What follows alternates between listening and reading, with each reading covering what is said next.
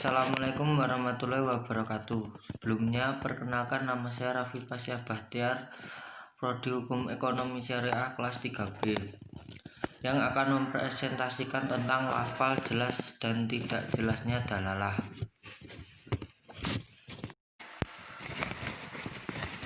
Berikut adalah peta konsepnya. Sebelum masuk ke peta konsep, saya akan menjelaskan terlebih dahulu pengertian dalalah.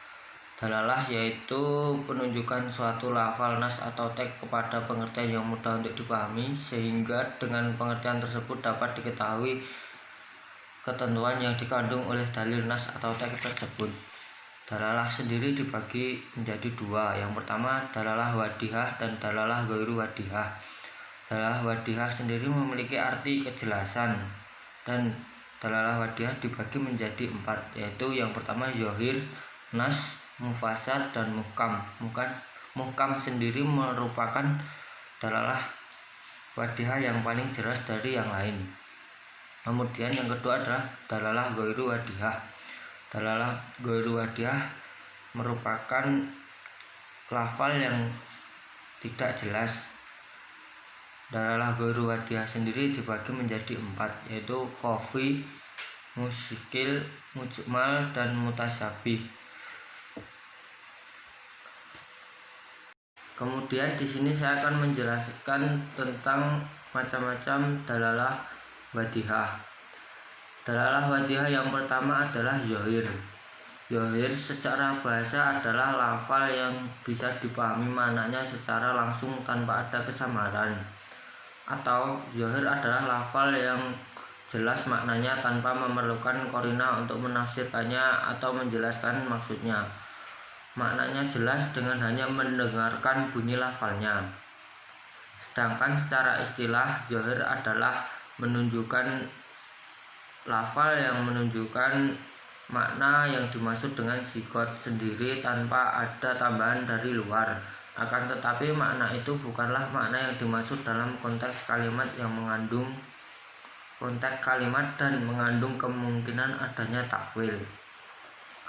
Contoh dari zahir adalah terdapat dalam surat Al-Hajj ayat 7 yang berbunyi wansahu anhu nahakum wa ma waqaduhur rasulu antakumu wa ma, yang artinya apa yang diberikan Rasul kepadamu maka terimalah dia, dan apa yang dilarangnya bagimu maka tinggalkanlah.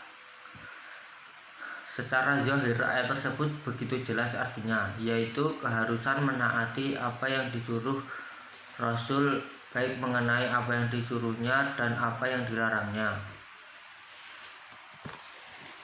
Kemudian dalalah wadihah yang kedua adalah nas.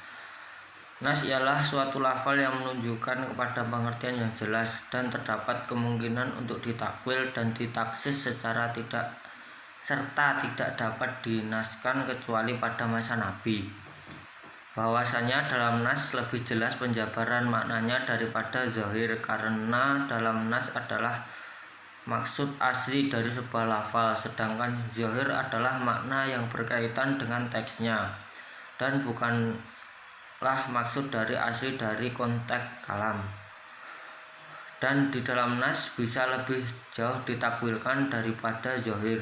Maka dari itu kemungkinan nas mengandung takwil, taksis, dan nas itu lebih kecil daripada zahir. Atas dasar itu, apabila terdapat pertentangan makna antara nas dan zahir dalam penunjukannya, maka didahulukan yang nas. Contoh dari nas adalah terdapat dalam surat Al-Hajj ayat 7 yang berbunyi wantahu anhu nahakum wa ma fajaduha arsulu atakumu wa ma, yang artinya apa yang diberikan Rasul kepadamu maka terimalah dia, dan apa yang dilarangnya bagimu maka tinggalkanlah. Dalam ayat ini secara nas bertujuan untuk menyatakan keharusan mengikuti Rasul tentang pembagian harta rampasan, baik yang dibolehkan maupun yang tidak. Kemudian yang ketiga adalah mufassar. Secara bahasa, kata mufasar berasal dari kata fasaro yang berarti terang, menerangkan atau jelas. Adapun secara istilah sebagaimana dijelaskan oleh Syekh Abdul Karim Zaidan, mufasar ialah lafal yang pengertian atau maknanya lebih jelas dari nas, dan kejelasan maknanya itu ditunjukkan oleh lafal itu sendiri. Mufasar tidak dapat ditakwilkan atau dialihkan artinya kepada arti lainnya. Dari pengertian di atas dapat dipahami bahwa mufasar itu suatu lafal yang jelas dan lebih jelas dari dua macam bentuk lafal sebelumnya, yaitu nas dan zohir. Contoh dari mufasar adalah terdapat dalam Quran surat An-Nur ayat 4 yang berbunyi Walladzina yarumunal muhsonati summa lam ya'tu bi rabba'ati sahada afazliduhum sa'atina jaldatan, yang artinya, dan orang-orang yang menuduh wanita-wanita yang baik berbuat zina dan mereka tidak mendapatkan 4 orang saksi, maka deralah mereka yang menuduh itu 80 kali dera. Mufasar dari ayat ini adalah bilangan yang ditetapkan dalam ayat ini jelas dan terurai, yaitu 80 kali dera. Tidak ada kemungkinan untuk dipahami dengan lebih atau kurang dari bilangan itu. Karena mufasar lebih kuat dari nas dan zohir, maka bila terjadi perbenturan pemahaman antara keduanya, maka yang harus didahulukan adalah mufasar. Hukum mengamalkan lafal mufasar adalah wajib, karena ia telah rinci dan sangat terang dan tidak mungkin dialihkan kepada pengertian yang lain. Wadihah yang terakhir adalah muhkam. Secara etimologis, muhkam berarti tepat dan pasti. Adapun secara terminologis, Syekh Abdul Zahrah menyebutkan bahwa yang dimaksud dengan muhkam ialah suatu lafal yang menunjukkan kepada pengertian yang jelas dengan tidak menerima takwil dan taksis. Lafal muhkam berada pada urutan yang paling tinggi dari segi kejelasannya jika dibandingkan dengan ketiga bentuk lafal sebelumnya, yaitu zohir, nas, dan mufasar. Bila diurutkan tingkat kejelasannya, maka muhkam dan mufasar lebih jelas daripada nas, serta nas lebih jelas daripada zohir. Dengan demikian, muhkam merupakan lafal nas yang paling jelas dari semua tingkatan sebelumnya. Sebagai contohnya adalah wajibnya mengesahkan Allah, seperti dalam surat Al-Ikhlas 1-4 berikut ini, yang berbunyi Qul huwallahu ahad, Allahu samad, lam yalid walam yulad walam yakul lahu kufuwan ahad, yang artinya, katakanlah Dia Allah yang Maha Esa. Allah tempat meminta segala sesuatu. Dia tidak beranak dan tidak diperanakkan, dan tiada satupun yang menyerupai Allah. Ayat ini menjelaskan ketetapan pasti tentang iman dan mengesahkan Allah, yang merupakan ketetapan pasti yang berlaku sepanjang zaman, tidak dapat ditakwilkan, ditaksis, serta dinaskan dan dibatalkan. Yang selanjutnya adalah dalalah ghairu wadihah. Dalalah ghairu wadihah memiliki arti tidak jelas. Kemudian dalalah ghairu wadihah yang pertama adalah khafi. Pengertian khafi menurut bahasa adalah tidak jelas atau tersembunyi, sedangkan menurut istilah seperti yang dikemukakan oleh Adib Salih adalah suatu lafal zohir yang jelas maknanya, tetapi lafal tersebut menjadi tidak jelas karena ada hal baru yang mengubahnya, sehingga untuk mengatasinya tidak ada jalan lain kecuali dengan penelitian yang mendalam. Khafi dalam istilah usul yaitu lafal yang menunjukkan terhadap maknanya dengan dalalah yang nyata, akan tetapi dalam penerapan maknanya pada sebagian satuan-satuannya terdapat semacam kesamaran dan ketersembunyian yang untuk menghilangkan diperlukan analisis dan pemikiran. Lafal tersebut dianggap khafi atau samar atau tersembunyi.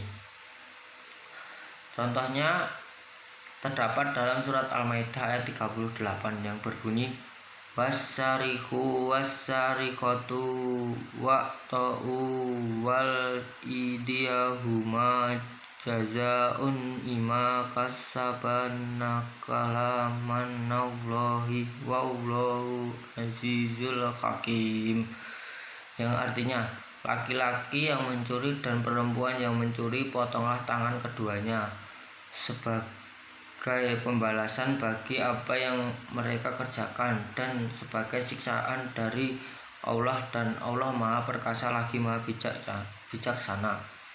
Secara umum pengertian pencuri adalah mengambil barang yang bukan haknya. Ketidakjelasan timbul ketika menerapkan ayat itu kepada tukang copet, yaitu secara lihat bisa memanfaatkan kelalaian seseorang untuk menguras harta seseorang. Apakah hal itu termasuk ke dalam pengertian pencuri atau tidak? Untuk mencari jawabannya adalah dengan jalan ijtihad, dengan meneliti apakah pengertian itu termasuk ke dalam pengertian ayat sesuai dengan cara suatu lafal yang menunjukkan suatu pengertian. Kemudian yang kedua adalah muskil. Menurut bahasa ialah sulit atau sesuatu yang tidak jelas perbedaannya. Sedangkan menurut istilah, muskil adalah suatu lafal yang tidak jelas maksudnya karena ada unsur kerumitan, sehingga untuk mengetahui maksudnya diperlukan adanya indikator tertentu untuk dapat menjelaskan kerumitan itu dengan jalan pembahasan dan pemikiran yang mendalam. Lafal muskil ialah suatu lafal yang samar, artinya disebabkan oleh lafal itu sendiri. Contohnya terdapat dalam surat Al-Baqarah ayat 228 yang berbunyi wal mutallaqatu yatarabbasna bil anfusihinna sa'asatakuruwa'i, yang artinya dan para istri yang diceraikan wajib menahan diri dari mereka menunggu 3 kali kuru. Lafal kuru tersebut secara bahasa memiliki 2 arti, yaitu makna suci dan haid. Apakah iddah wanita yang ditalak suaminya berakhir dengan 3 kali haid atau dengan 3 kali suci? Imam Syafi'i dan sebagian mujtahid berpendapat bahwa yang dimaksud lafal al-kuru dalam ayat di atas adalah suci.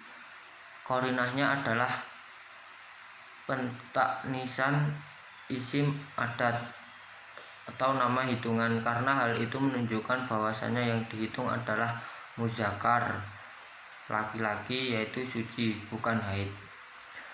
Sementara ulama Hanafiyah dan sekelompoknya mujtahid lainnya berpendapat bahwa lafal itu adalah haid. Kemudian yang ketiga adalah mujmal.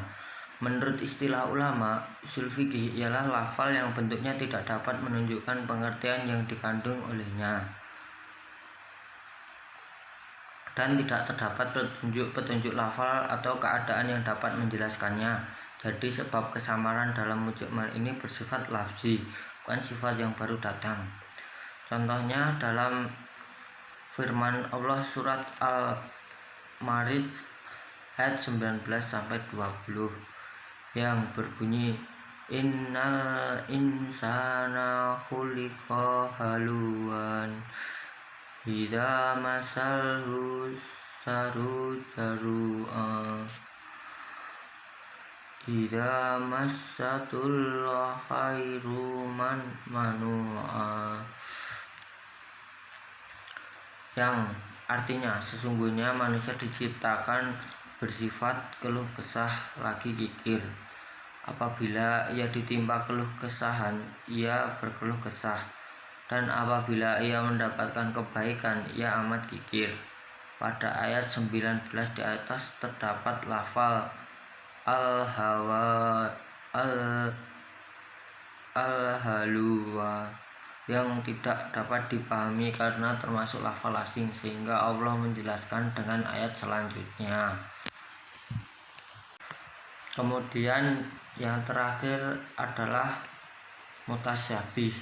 Mutasyabih secara bahasa adalah lafal yang meragukan pengertiannya karena mengandung beberapa persamaan dalam istilah hukum. Lafal mutasyabih adalah lafal yang samar artinya dan tidak ada cara yang dapat digunakan untuk mencapai artinya.